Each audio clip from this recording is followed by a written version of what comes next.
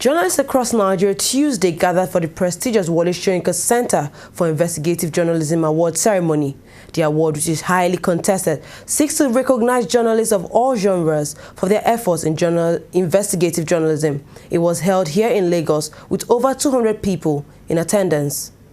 In substantive, the full implications of human rights. Compelling and extraordinary were the words used to describe the entries for the 2014 Wole Soyinka Centre for Investigative Journalism Award. This year's edition, which is the 9th annual award, coincides with the International Day for Anti-Corruption. The hall was packed full of media practitioners, lawyers, leaders of civil rights society groups, as well as corporate organizations assembled to honor journalists who have distinguished themselves and helped to highlight the weaknesses in society with their reports. First to be honored were Tokunbo Mumuni of the Socio-Economic Rights and Accountability Project, SERAP, and Ademola Oshinobi, Managing Director of the Punch newspapers, who were both represented. They were bestowed with the Honorary Anti-Corruption Defender Award and Lifetime Award for Journalistic Excellence, respectively. Sir Oshinobi, along with his team, has worked hard to protect the Punch brand from corrupt practices and encourage a culture of thoroughness in news reporting.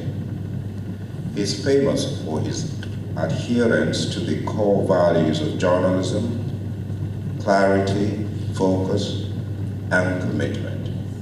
SERAP regularly brings cases before Nigerian courts, ECOWAS Court, African Commission on Human and People's Rights, and the African Court on Human and People's Rights, which raise issues of fundamental importance in human rights and anti-corruption laws and standards, and potentially can help to influence positive legal reforms, policy development, jurisprudence, or shape public opinion. The honorary awards were then followed by the competitive ones. Winners were named and presented with plaques and monetary prizes for their unique works. Juliana Francis of New Telegraph emerged the overall winner as she took home the coveted prize of the 2014 Nigeria Investigative Reporter of the Year for her 3-part story on extrajudicial killings. Apart from the regular award categories, this year's event saw the Wole Soyinka Centre for Investigative Journalism, in partnership with the Netherlands Embassy, award the best work highlighting the plight of girls and women in the Report Women category. Tobore Ovori of Premium Times emerged the winner. It's almost 12 months since this story was published, and Tobore is here to recover from the trauma she experienced covering this story. So Tobore is away in the United States. I'm here to represent Tobore, and it's with mixed feeling really that I'm receiving this award, because I wish Tobore were here herself to be celebrated for this exceptional work. The risk we took was worth it. And I'm going to call Tobore right away to break the good news that at least you have something to show for your effort. Also recently introduced was the Vin Martin Ilo $3,000 grant for the best work in the broadcast category. TV Continental reporter Emekalam Kelechi Ezewanne emerged winner of the award. The winner of the Van Martin Ilo grant of 500,000 naira.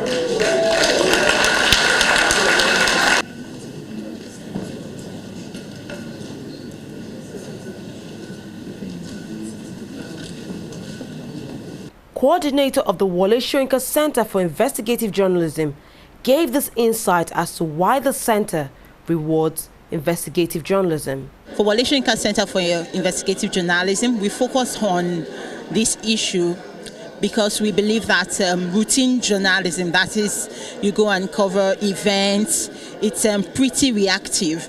But what we really need for the media to make the change that it can make work is for the journalists to be proactive, to go in search of news, to go, even if you have a press release, to read between the lines and then investigate the issues that are raised and unearth what would normally have not been released to the public, so that we can all move society forward. The awardees also gave their own take on how investigative journalism is faring in Nigeria.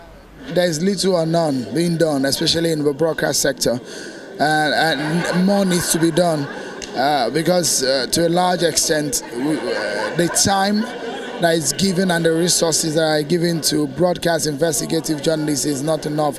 So there is that need for us to search and dedicate time and resources.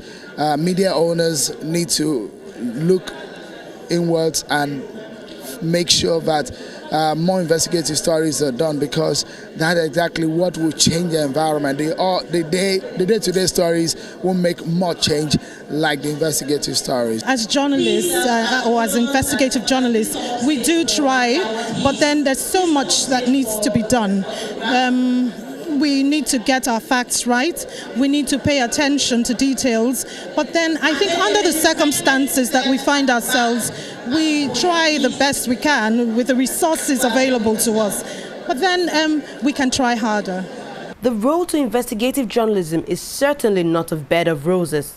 Here is what Juliana Francis, the overall winner of the night, had to say to anyone seeking to dive into that genre of journalism. You should do stories that are passionate to you, not because you want to win an award. I've never won any award. I know I write good stories. I've been on the beat for too long not to know when a good story is. But I've never really taken time to say, yes, I want to put in for this story. I pursue story because I feel, because I'm moved, and this was what actually propelled me to do this story. The Wole Soyinka Centre for Investigative Journalism Award, currently in its 9th year, is aimed at exposing corruption, regulatory failures, and human rights abuses with the tool of investigative journalism.